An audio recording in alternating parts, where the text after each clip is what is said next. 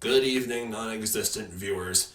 I saw the new Stephen King adaptation for Firestarter today, which is a remake from a 1984 film of the same name, based on a Stephen King novel, and stars Zac Efron. Zac Efron plays a dad, and his daughter has like these fire powers, and he has superpowers of his own, and they basically spend the entire movie just running away from this government agency and a bounty hunter as they like try to run away and just keep his daughter safe from these people who want to use her for nefarious deeds. So I walked into Firestarter not really knowing what to expect. I saw the trailer for it, and I like almost never look at critical receptions or watch movie reviews for movies before I go into seeing them, because that way, for my case, I go into the movie just as open-minded as humanly possible. And, it's a Stephen King adaptation, and it's Friday the 13th, so I was like, hey, let's have a scary movie day.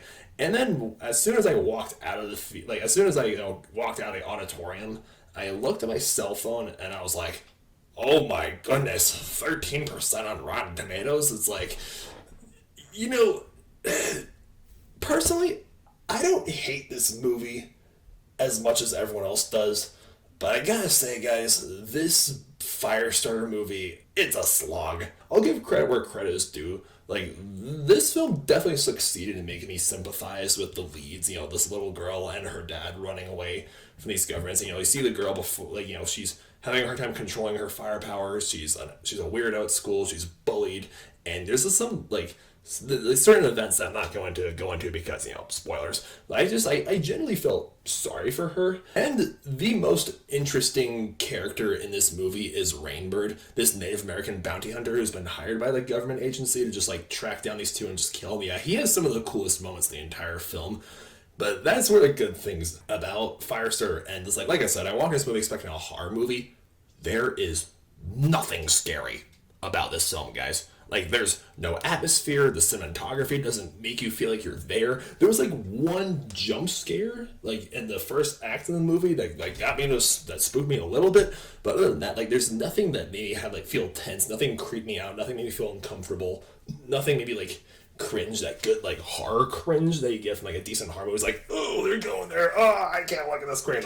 There was none of that. And the second half of the film is definitely more exciting than the first half, especially when, Rainbird is introduced and he's, killing dudes and, hunting them down. But it's that was interesting. But the first half of the film was a slog, and I found myself dozing off. And, I fell asleep for a split second. This movie was rather uninteresting. This movie was just really uninteresting in the first half of it. And when things happen, it's there's just so much more they could be doing. It's no one in this movie gets the development that they deserve. They meet characters along the way, and it's and Rainbird has, telekinetic powers of his own, but it's never explained where he got those powers in the first place, or where anyone got their powers in the first place. And I found myself being really confused in the first half of this. Someone's the way the characters banter and talk to each other, the way dialogue sounds it sounded like this film was a sequel. And I was wait a minute, am I watching a sequel right now? Is that why I'm confused? Did I skip the first act, the first installment of this franchise? Then, as soon as the movie ended, the guy who was, sweeping and cleaning the auditorium, I was talking to him a little bit, and he was oh, this is a remake of, a previous, Firestarter movie from the 80s with Drew Barrymore. And I was that explains a lot.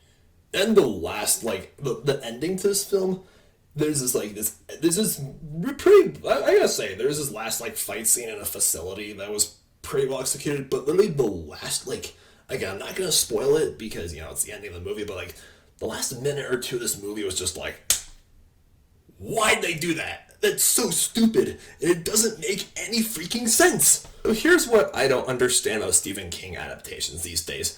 A few years ago, we got Pet Sematary. That was a remake. I liked Pet Sematary. It wasn't great, but it was good.